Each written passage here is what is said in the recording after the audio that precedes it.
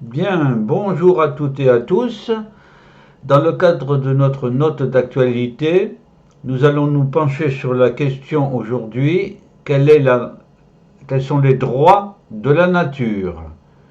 Ou la nature a-t-elle des droits? Je vous rappelle que cette note d'actualité prend sa place dans l'intelligence sociétale, concept modelé sur le principe de l'intelligence artificielle et scientifique, car la société a également une intelligence, ce qui permet de former des citoyens qui pensent davantage pour eux-mêmes et pour autrui aussi. Voilà. Le tout figure sur le site que j'ai créé, culturesociétale.com, qui comprend 800 heures de cours sur tous les sujets et qui est constamment actualisé chaque jour et qui peut être utile pour tous ceux qui font des études, qui ont des rapports à déposer, etc., etc. Hein. Ainsi, ou tout simplement au coin du café. Voilà. Donc, la méthode suivie pour les notes d'actualité est que la note est élaborée à partir de deux sources. D'abord, bien sûr, l'immense fonds documentaire du site culturesociétale.com, et puis d'autre part, nos dernières notes d'actualité. Dans le site, il se rattache au module 4, puisqu'il est question de la nature, c'est le module écologie. Donc, après vérification dans les 800 heures du cours du site, je n'ai pas trouvé de fiche sur cette question, car cette question des droits de la nature est nouvelle. Donc j'ai résolu de raisonner à la Descartes, ne tiens pour vrai que ce que tu auras vérifié pour tel. La note de l'actualité la plus récente, elle, se rapporte aux deux points qui suivent, des généralités et la rivière, la Macpie, du côté du Québec. Généralité. Pour tous ceux qui voudraient approfondir, il y a une bibliographie récente, Les droits de la nature vers un nouveau paradigme du vivant, aux éditions Le Pommier, voilà. Ensuite, on peut dire que, du point de vue de l'histoire, en 1972, aux États-Unis, Christopher Stone élabore un texte, Les arbres doivent-ils plaider? Ça a été réédité en 2022, aux passagers clandestins. Bon, on peut lancer des idées, n'est-ce pas? En voilà une. Et surtout pour vendre des livres, pour vendre aussi, pour assurer à son auteur une certaine notoriété, il faut être provoquant. Les arbres doivent-ils plaider? C'est absurde. Un arbre ne parle pas. C'est absurde, évidemment. Gardien, le droit de la nature, expression approximative, donc le droit de la nature se construit autour de la notion de gardien, bien connu en droit civil, le gardien de la chose en est responsable. Personnage. Voilà une enseignante, Maria Teresa Vicente Jiménez, professeure à l'université de Murcie en Espagne. Elle et d'autres veulent donner la personnalité morale à une lagune. Elles y voient une solution aux problèmes locaux. Point numéro 2. La rivière en question. La rivière Macpie a été reconnue personnalité juridique en 2021, mais attention, par qui, par quoi, comment, etc. Bon. Elle est au nord du Québec. Il y a des chutes, en voilà des chutes. Évidemment, c'est la nature, c'est beau. Elle va avoir des défenseurs. Ça n'a rien d'extraordinaire. En France, il y a des défenseurs pour la montagne, pour les fleuves, pour tout. Bon, voilà. Personnage. Alors, une poète, hein, Rita Mestocosho, voilà, Oui. Publia Comment je perçois la vie, grand-mère. Inévitablement, un prix Nobel français, Le Clésio, a fait la préface. C'est très bien, c'est très bien. Bon. Échec. En 2009, rien n'a pu empêcher sur une rivière voisine, la Romaine, 4 barrages hydroélectriques. Car il y a un besoin d'électricité. Vous-même, je présume que vous avez recours à l'électricité. D'ailleurs, si vous êtes sur Internet, c'est la preuve. Voyons voir maintenant le raisonnement que j'ai avancé au tout début à la Descartes. En honnête citoyen, je sais le penser un peu. Voilà. Je précise tout de même que je suis juriste et que je me bats depuis très longtemps pour protéger les forêts, ici en France et ailleurs aussi. Bon, mais je suis cartésien et pascalien aussi, du philosophe Pascal.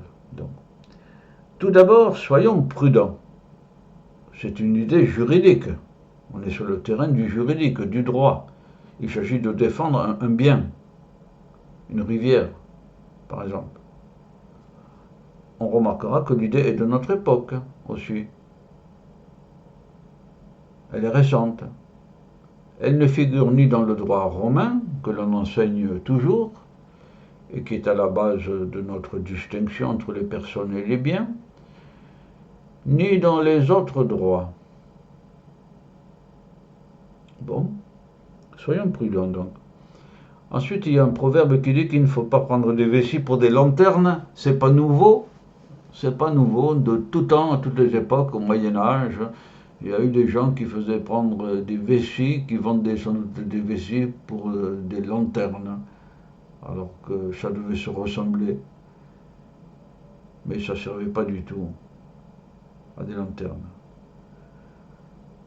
Ensuite, au temps de l'invention de la personnalité morale, car un jour on a inventé les personnes morales, à la fin du 19e, je crois, et de son application aux communes. Un doyen célèbre de la faculté de droit de Toulouse s'en moquait au motif qu'il n'avait jamais vu une commune manger à table. C'est certain. Pourtant, une personne publique peut avoir un domaine qui lui est propre. Mais bien sûr, elle ne peut agir que par ses représentants. Oui, il y a un maire, un conseil municipal.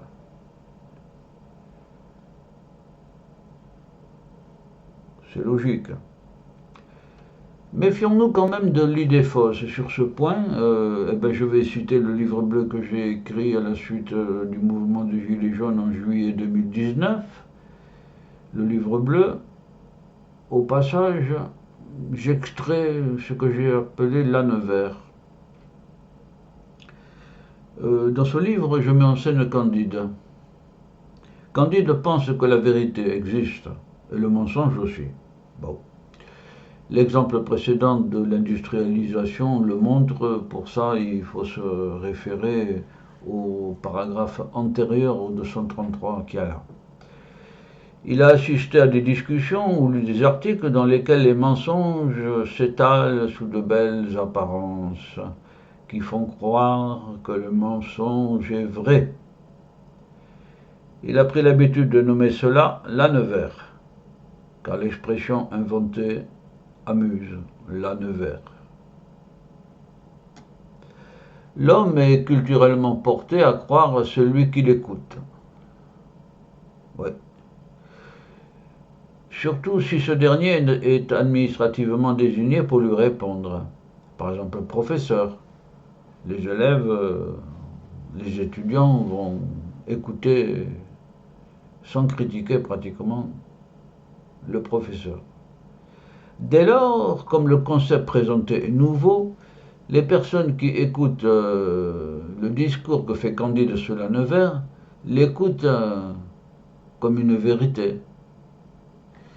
Et quand Candide affirme au détour coloré de la phrase, je suis poète, au détour coloré de la phrase, que c'est un mensonge, tout le monde éclate de rire ou de sourire, surpris d'avoir été berné. Oui. Oh, il suffit de dire que cette variété d'âne est originaire du Caucase, que c'est un âne sauvage évidemment, et qu'il y a au Caucase des plantes qui, quand elles sont absorbées par certains animaux, confèrent une certaine luminescence de couleur verte due à la chlorophylle. Voilà. Et cet âne, donc, permet ainsi, ça lui permet de continuer à brouter pendant la nuit et de se reposer quand il veut. Voilà. C'est complètement faux, ça n'existe pas, bien sûr. Certains objecteront que l'âne vert n'est qu'une fable, que leur haute formation et leur savoir leur permet de tout comprendre. Candide leur répond que même les plus hauts esprits n'ont pu éviter les grandes crises financières. Il n'y a qu'à voir celle de 2008. Voir le site culturesociétale.com sur la crise de 2008, vous verrez. La banque Morgan et d'autres banques. Ou même prévoir une épidémie. Ah ça, j'ai pas besoin de préciser. Sans parler qu'une simple feuille est hors de portée de la science humaine. On ne sait pas fabriquer une feuille. La feuille d'un arbre. Voilà. Donc, l'âne vert est fortement présent. Ceci étant dit, reprenons la question. Une lagune, une rivière, une forêt peut-elle avoir une personnalité morale? Cartésianement, et sans avoir lu, par un effort de pensée personnel, c'est tout, nous entrevoyons deux catégories de réponses. La première figure dans ces deux phrases. Les deux phrases étant les suivantes. Juridiquement, les personnes morales de droit public, exemple les communes ou privées, les sociétés, peuvent être propriétaires de biens ou de services. Clac. Deuxième phrase, mais ne peuvent pas agir que par leurs représentants légaux. Un maire ou un directeur général de société ou un conseil de surveillance, etc., etc. Ces phrases étant longues, on va les résumer. Oui, un bien naturel pourrait avoir la personnalité morale. Oui, oui, rien ne l'empêche. 2. Il ne peut agir que par l'homme. C'est évident.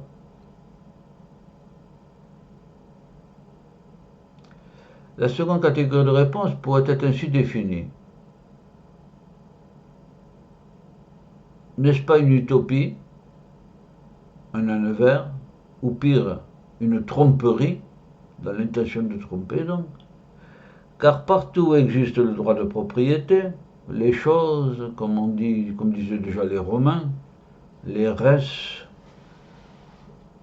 RES, ça veut dire chose en latin, les biens, les rivières, les lagunes ou les forêts ont un propriétaire. Et si l'on prend le cas de la France et des forêts, celui qui vous parle en ce moment même donc est un spécialiste, les forêts ont tout un propriétaire public ou privé. Et il y a depuis longtemps un code forestier de 2000 pages pour garantir ce droit de propriété forestier. Alors, j'ai fait plusieurs versions du code forestier au cours de ma vie, et la dernière en date, au sens littéral, la dernière d'ailleurs, ce sera cette édition du code forestier pratique en 3 volumes. Ça fait beaucoup de pages. Et c'est basé sur le droit de propriété. Aussi ma thèse sur le régime forestier, des amis japonais qui m'avaient remercié à l'époque, un peu après la thèse, et le memento de législation du bois et forêts de l'école des eaux et forêts de Nancy, NGREF et AgroParisTech, comme on dit maintenant. Et ça nous amène à la conclusion de l'interrogation. Donc, au total, oui, une lagune, une rivière, une forêt peut avoir la personnalité juridique, oui. Mais n'oublions pas le droit de propriété. Le propriétaire doit agir dans le cadre des lois et règlements. Et en principe, il n'y a que lui qui peut le faire, en principe. Si on n'est pas d'accord avec ça, il faut changer les lois et les règlements, c'est tout. Voilà, et c'est beaucoup. Il faut agir. Et prenons garde aux ânes verts qui pourraient nous égarer et nous faire voir des vessies pour des lanternes. Voilà ma conclusion sur cette, cette, cet égarement, je dis. C'est comme Salvatore Dali, quand il mettait la main sous son veston pour chercher son portefeuille et qui disait « Où est passé mon crocodile ?» si on commence à donner des noms et des concepts qui sont dépourvus de précision, on est à l'inverse du droit. Le droit est un effort de tout codifier, de tout mettre en ordre. Voilà.